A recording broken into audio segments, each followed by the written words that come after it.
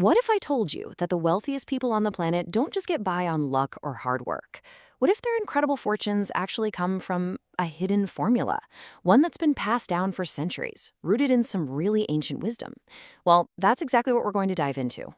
We've all been told that's the whole story, right? Just put in the hours, maybe get a little lucky, and you'll eventually get there. But the idea we're exploring today, it challenges all of that. It suggests there's a huge piece of the puzzle missing, something that works on a completely different internal level.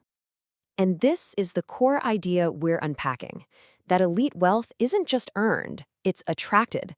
That behind these massive fortunes, there might be a specific mental technology, a secret that has way less to do with what you do and everything to do with how you think. So where did this incredible claim even come from?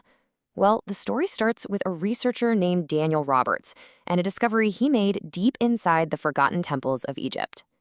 Okay, this timeline, it reads like something straight out of a blockbuster movie. So back in 1987, this researcher, Daniel Roberts, finds a sealed chamber in Egypt. Inside, ancient scrolls talking about something called the Law of Transference.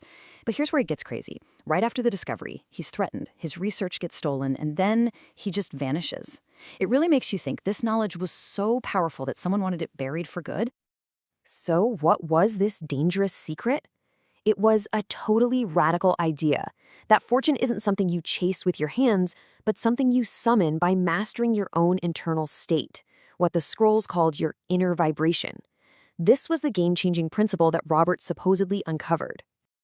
Now, this idea actually builds into a defined law. But Roberts didn't frame it as, magic or some kind of superstition.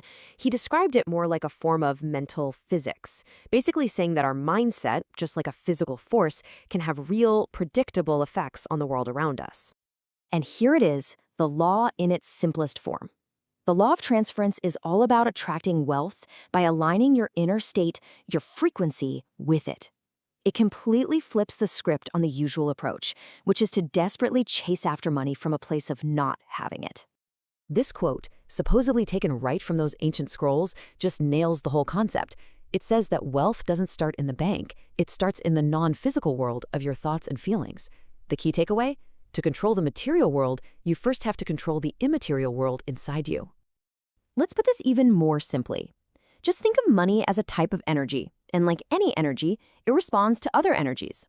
According to this theory, the super wealthy get this. They don't run after wealth. They work on themselves until they become a psychological magnet for it. And this right here perfectly illustrates the two opposing mindsets. On one side, you've got the scarcity mindset. This is where most of us live, right? Focusing on what's missing, feeling that fear and need. According to this law, that mindset actually pushes wealth away. But on the other side, you have the abundance mindset, broadcasting confidence, gratitude. That's the state that attracts opportunity. It's all about what frequency you're on. Okay, so if it's all about your internal state, how do you actually tune in to the right frequency? Well, Daniel Roberts apparently decoded a simple 3-step method from the scrolls, a practical formula to align yourself with abundance. The formula is 3 simple steps: align, detach, and anchor. It's a really clear progression. First, you set your internal state. Second, you let go of the desperation that blocks everything. And finally, you take action from that new, powerful place. So let's break down step 1, align.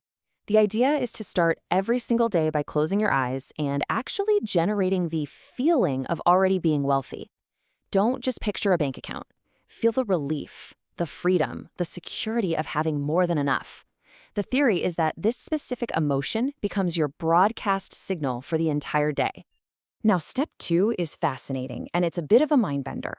Detach. The scrolls apparently warned that need repels. Why? Because when you feel that desperate need for money, your mind is just screaming, "I don't have it," and focusing on lack. The trick is to detach from that desperate feeling and instead develop a calm confidence, a quiet certainty that opportunities are already on their way to you. And finally, step 3, anchor with action. This isn't just about sitting around and wishing. It's about taking action that is completely consistent with your new belief. You start moving from a place of certainty, not hopeful panic. Think about it. Applying for a job because you need it feels totally different than applying because you know you're the perfect person for it. That's when your belief and your actions finally line up. When you put these 3 steps together, you start to adapt what this whole theory calls the mindset of the elite. It's a total shift in how you see yourself, the world, and your relationship with money. So how can you start this right now? It begins with the words you say to yourself. Every single time you catch your brain saying, I can't afford this, consciously stop and reframe it. Tell yourself, I'm open to receive more. It's a small change, but it starts to rewire that subconscious signal you're sending out. And here's another really practical tool. Right before you go to sleep, when your subconscious is basically wide open, repeat this affirmation. But the key isn't just saying the words. You have to try and feel the truth in them. Your subconscious responds to emotion, not just words. This is literally about programming your mind for prosperity while you sleep. And this is what Daniel Roberts called the hidden equation of wealth. The core idea isn't that wealthy people are just a different species.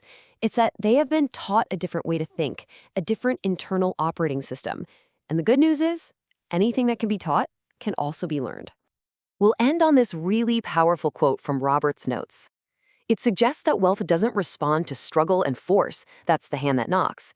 It responds to unwavering, deep inner belief, the heart that knows.